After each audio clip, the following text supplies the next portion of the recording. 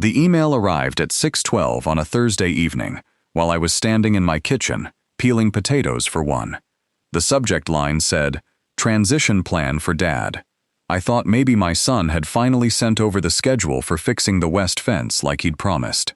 Instead, I opened a 7-bullet email from my own boy and his wife, telling me it was time for me to accept the next season of life and move into a senior apartment across town. They needed the main house, they said. The garage apartment was limiting their growth. The farm was basically their future anyway. And then came the line that made my hand go still on the mouse. "Dad, stop squatting in our inheritance and making us feel guilty for wanting our turn." I read it twice, then I laughed. Not loud, not crazy, just one dry little laugh that came out of somewhere deep and tired. Because friends, there are moments in a man's life when pain finally stops feeling like pain and starts feeling like permission. I printed that email before the potatoes even finished boiling. The next morning, I removed my son from my trust, shut down every credit account he and his wife had been using under my name, called my attorney, and had a notice served on the garage apartment before lunch. But let me back up. Because no father wakes up one morning wanting to put a legal notice on his own child's door. You don't get there all at once. You get there inch by inch, swallowed word by swallowed word, until one day somebody calls your life their inheritance while you're still standing in the middle of it breathing. My name is Harold Mercer. Most folks call me Hal. I'm 68 years old, and I live outside Franklin, Tennessee, on 12 acres that my hands know better than my face knows a mirror. I wasn't born rich. I wired houses for 41 years. Churches, grocery stores, school additions, barns, lake cabins for people with more money than sense. I spent most of my life crawling through attics hot enough to cook a biscuit and under houses where spiders had more rights than I did. I learned early that electricity doesn't care what you meant to do. It only cares what's connected, what's overloaded, and where the current is allowed to run. People are not so different, though it took me most of my life to admit that. I bought my place in 1994 when my son Luke was 5.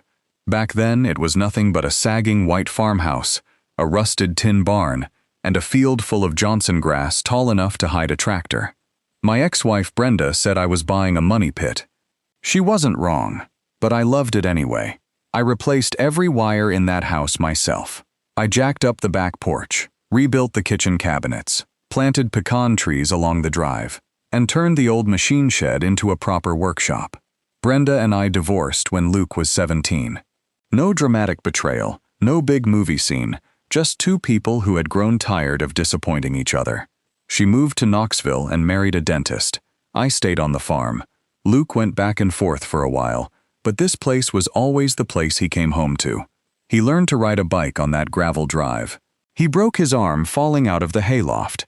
He carved his initials under the workbench when he thought I wouldn't see.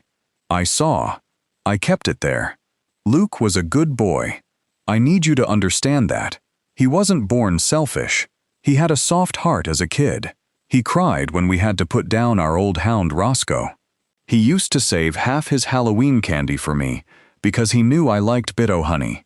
When he was 15, he spent 3 weekends helping an elderly neighbor rebuild her chicken coop and refused to take the $20 she offered him. That's the boy I kept seeing long after the man had started behaving like somebody else. He married a woman named Marissa when he was 31. She was pretty, in the polished way of people who know exactly how they look in photographs. She had a marketing certificate, a sharp little laugh, and a way of me, Mr. Mercer, that sounded respectful the first few times, and like an insult after the first year. I tried to like her. I truly did. She made Luke feel important, and a father will overlook a lot for that. She talked about vision boards, brand identity, passive income, all the modern things that make a man like me feel like he walked into the wrong meeting. I didn't understand half of it, but I nodded, because Luke was smiling. They rented a townhouse in Murfreesboro at first. Then, Marissa decided they were wasting money making somebody else rich. Then, Luke left his steady job at the insurance office to help her launch what she called a mobile luxury pet spa. That was a grooming van as far as I could tell, but she had a logo made and started calling herself a founder. The van was used. The payment was not small. Their credit was thin. Luke called me one evening with that careful voice grown children use when they're trying to sound casual while asking for something heavy. "Dad, would you consider co-signing just to help us get started? We'll refinance in a year." I should have said no. A lot of you are saying that already. I can hear you, brother. I can hear you, sister. But at the time, he was my only child trying to build a life, and I had the kind of credit a man gets from 40 years of paying bills before buying toys. So, I signed $28,000. I told myself it was a bridge, not a burden.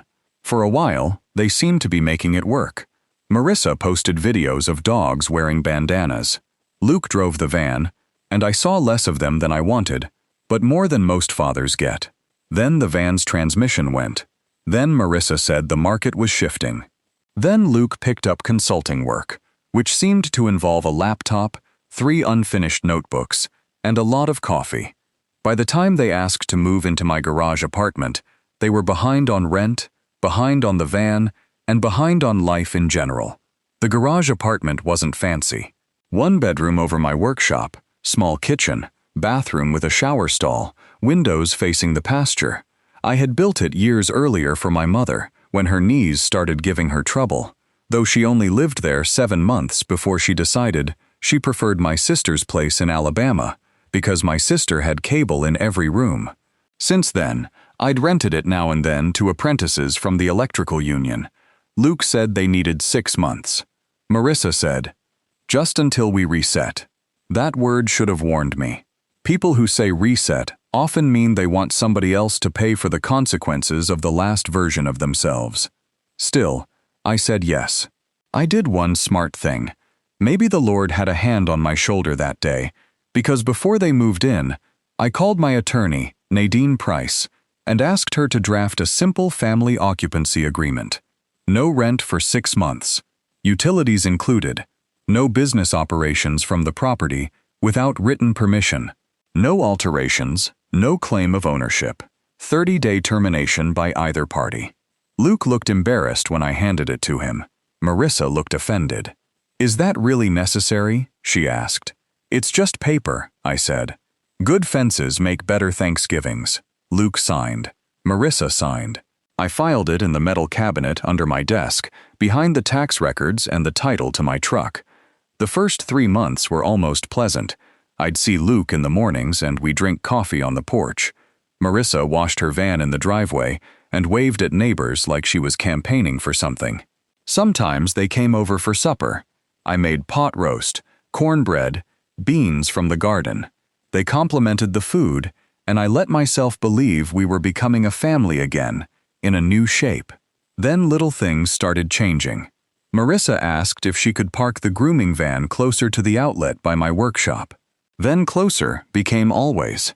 Then my own truck had to sit in the gravel turnout by the pecan trees because her van needed brand visibility from the road. Luke borrowed my zero-turn mower and brought it back with the blade bent. He said he hadn't noticed. Marissa moved my mother's rocking chair off the porch because it didn't match the farmhouse aesthetic she was building for her social media page. I found it in the barn, under a tarp, sitting beside a bag of fertilizer. She started calling the place the Mercer property, instead of your dad's place. At first, I corrected her gently. "It's my place, honey." She'd smile. "Of course. You know what I mean." I did know what she meant. That was the problem. By month 5, the grooming van was broken more often than running. Customers started coming to the farm instead. I'd be eating breakfast and see strangers pulling up the drive with poodles and sweaters. Marissa had set up a folding table under my carport and hung a sign from my fence without asking. "Paw and Polish," by Marissa. I reminded her about the agreement. She sighed like I'd asked her to read the Bible backward. "How? It's just a few clients. We're family." There it was. We're family. A phrase that can mean love, or it can mean, please stop noticing that I'm stepping over the line. I told Luke that night I didn't want a business running from my property. He rubbed his face, looked tired, and said, "Dad, She's under a lot of pressure. Can you not make this harder?" That hurt more than Marissa's sigh, because Luke knew better. Luke had watched me build that carport. He had helped me pour the footings. He knew there was nothing just about strangers driving over my septic line, nothing just about using my electricity, and water, and insurance risk, so his wife could keep pretending her business was thriving. But I let it go. That was on me. I let a lot go that year. The 6 months passed. They didn't mention moving. I mentioned it once, and Marissa started crying. Luke said they were close to stabilizing. I gave them 3 more months. But this time, Nadine told me to send an extension in writing. I did. Marissa called that hostile. Luke said I was acting like a landlord instead of a father. I said, a father can still keep records. He didn't like that. The disrespect got bolder after that, not louder. Loud would have been easier. Loud lets you slam a door. This was quieter. This was my coffee being replaced by flavored pods I never drank. My mailbox key disappearing because Marissa was expecting business documents. My shop radio turned off because it bothered her client calls. My garden hose left running all night. My house thermostat adjusted from her phone because Luke had connected everything to some smart home system I never asked for. Then came the Lowe's account. I had a contractor credit line I'd kept open for years. Good discount, no trouble, paid monthly. Luke was an authorized user from a bathroom repair he'd helped me with the year before. I forgot he was still on it. He and Marissa did not forget. The first charge was $482 for shelving. The next was $1,900 for flooring. Then lighting, paint, a commercial wash tub, a tankless water heater, a cabinet package Marissa described online as our studio renovation. Our studio, above my workshop on my property, with my credit. I called Luke over that evening and laid the statements on the kitchen table. He looked at them and went pale. Marissa got angry instead. Anger is easier than shame for some people. We're improving the property, she said. You should be grateful. It raises the value. I looked at Luke.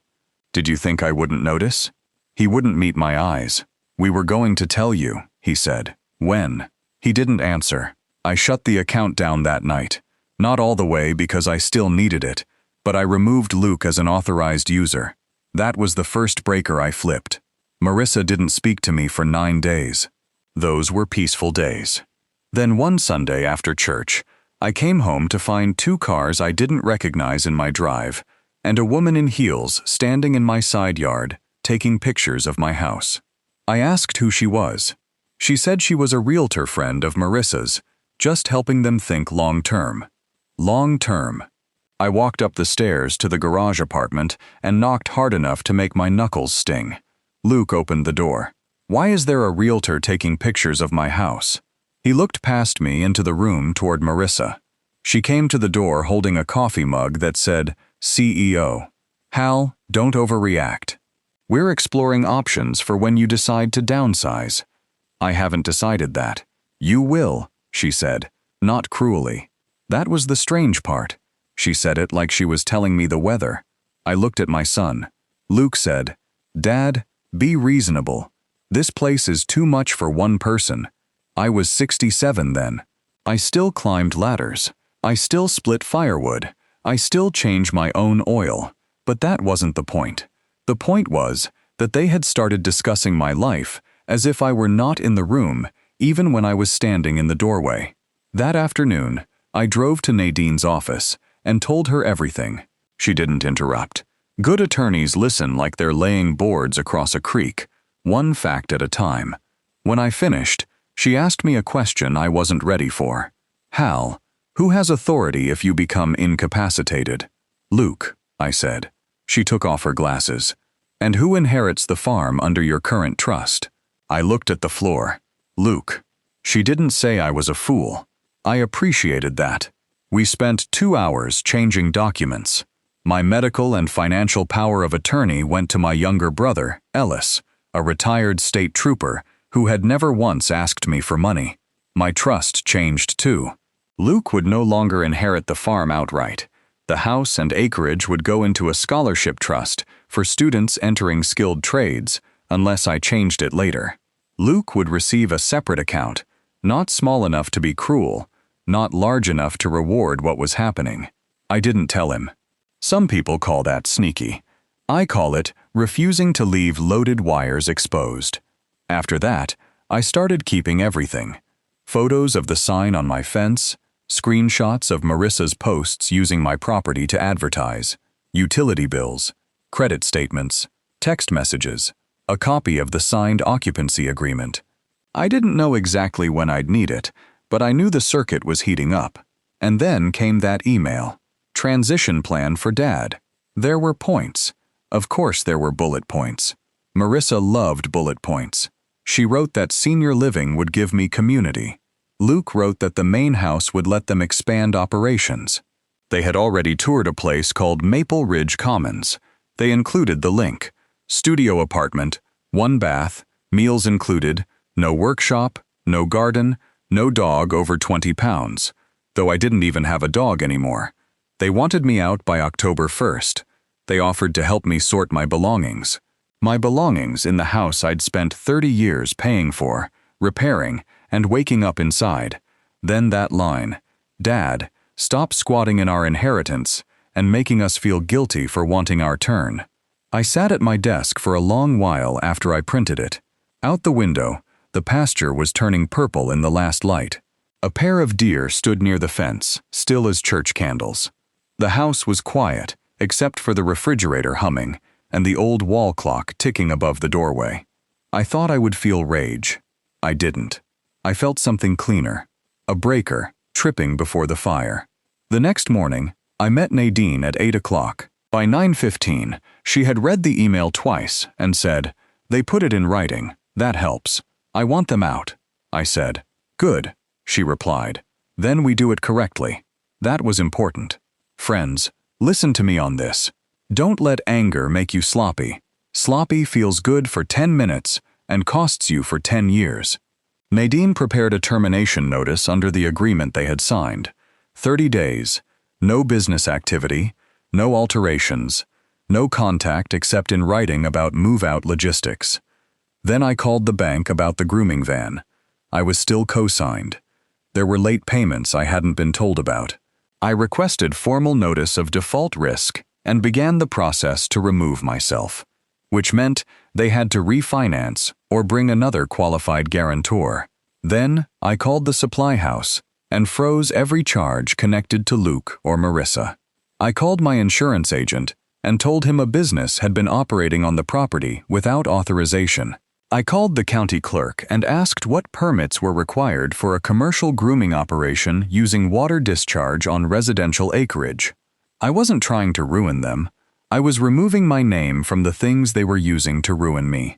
The deputy served the notice that afternoon. I did not serve it myself. I was done standing in doorways trying to be understood by people committed to misunderstanding me. Luke called 17 times. I let every call ring. At 7:40 that evening, he texted, "Dad, this is insane. We need to talk like family." I wrote back, "Family doesn't plan to remove a man from his home by email. All communication goes through Nadine." Marissa emailed Nadine the next morning, copying me. She wrote that I was emotionally unstable, that I had been influenced by outside legal voices, and that Luke had an equitable expectation in the property as my only child. Nadine replied with 12 words, "Your expectation is not ownership. Please refer to the signed agreement." I printed that too, just because it made me smile. The first week, they were furious. The second week, they were strategic. The third week, they got scared. Luke came to the back porch one night while I was cleaning tomatoes from the garden. He stood at the bottom step like a boy who had broken a window. "Dad," he said, "please, we can't find a place that will take the van and the equipment. Deposits are crazy. Marissa's business will collapse." I kept washing tomatoes. "You should have thought about that before you told me to move into Maple Ridge." He flinched. "That was Marissa's wording. Was your name on the email?" He looked away. "Yes. Then it was your wording too." His mouth tightened. For a second, I saw the boy with Halloween candy in his hand. Then I saw the man who had let his wife call my home their inheritance. He said, "You're choosing paperwork over your son." I set the tomato down and dried my hands. "No, Luke. I'm choosing truth over pretending. I love you. But love is not a deed, and being my son does not make my life your waiting room." He stared at me, and I could tell he didn't have a sentence ready for that. I went inside. They did not move out by day 30. Nadine filed for possession the next morning. Their attorney tried to argue that the garage apartment had become their residence, and that they needed more time because Marissa ran a business there. Nadine seemed almost cheerful when she heard that, because they were admitting in court filings that they had violated the agreement. The hearing was set for a Tuesday in Williamson County. I wore my navy suit, the one I bought for Luke's wedding. I hadn't worn it since. It fit a little loose in the shoulders. Nadine met me outside the courtroom with a folder so organized it would have made my old foreman weep with joy. Luke and Marissa arrived together. She had on a cream blazer and carried a leather notebook. Luke looked like he hadn't slept. He glanced at me once, then away. The judge was a man named Avery, maybe early 60s, with a face that said he had heard every version of family foolishness and was no longer surprised by any of it. Nadine laid it out clean. The deed, my sole ownership, the signed occupancy agreement, the extensions, the business prohibition, the unauthorized charges, the photos of the sign, the email. When she read the line, "Stop squatting in our inheritance," the courtroom seemed to shrink around it. Judge Avery looked over his glasses. "Mr. Mercer," he said to Luke, "did you send this email to your father?" Luke swallowed.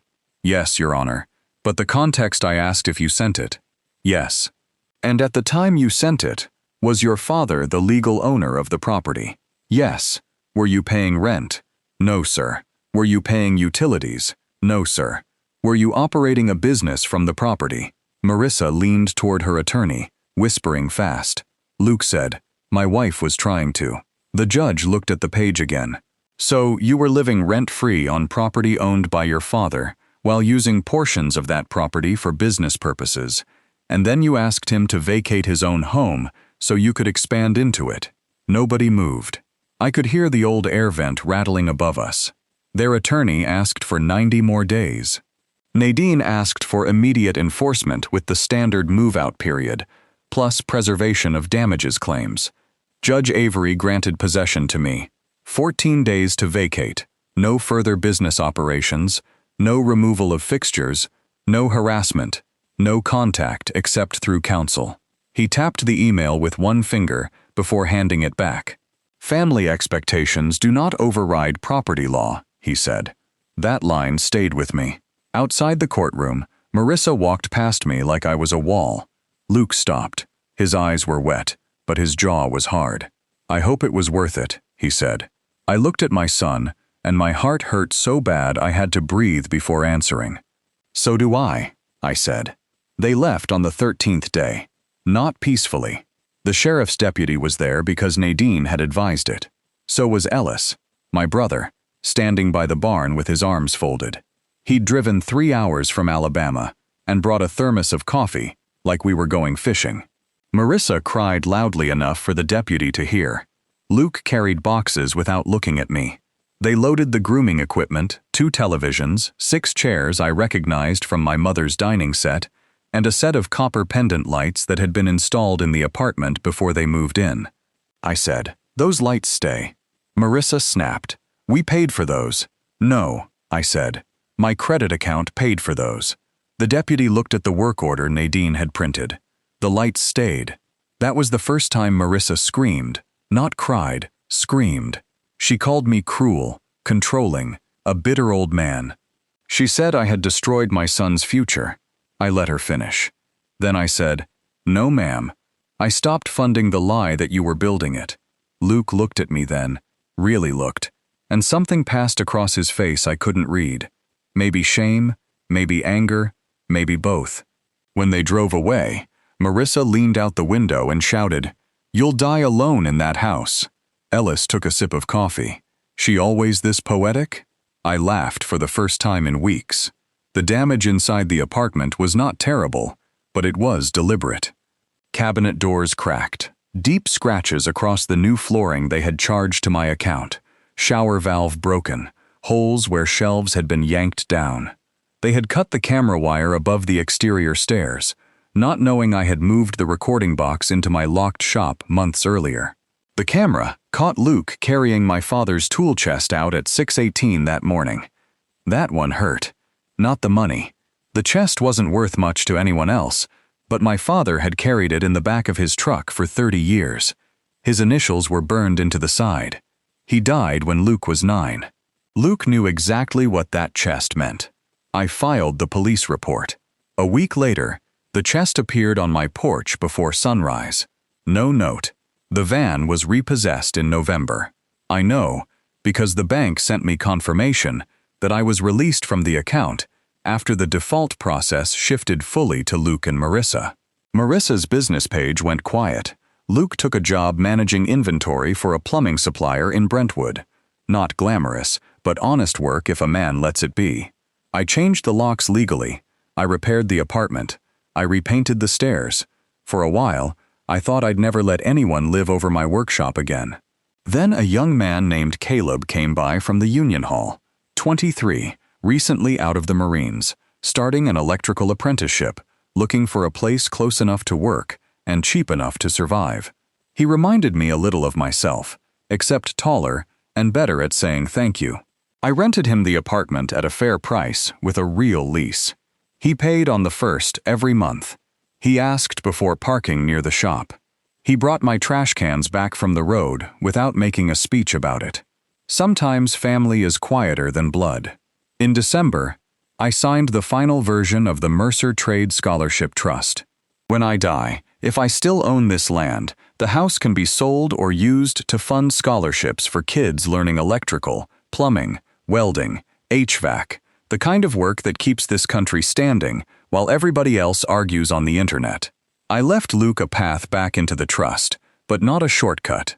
Nadine wrote it carefully. Reconciliation, accountability, repayment of damages, and a year of consistent contact without financial requests. That may sound cold to some of you. It didn't feel cold to me. It felt like a door with a lock that could still be opened from the right side. Luke called me 3 months after they left. I was in the shop replacing the cord on an old floor lamp for Mrs. Hanley down the road. My phone buzzed on the bench. I almost let it ring out, but I wiped my hands and answered. "Dad, I'm here." He was quiet a long time. "I'm not calling for money." "Good." He gave a little breath that might have been a laugh if it hadn't been so sad. I found the old picture of us at Fall Creek Falls, the one where I'm holding that little blue fishing pole. I remember. I don't know how we got from there to court. I sat down on the stool. We got there one small excuse at a time. He didn't argue. That was new. He said, "I should have stopped that email." Yes, you should have. I should have stopped a lot before that. Yes.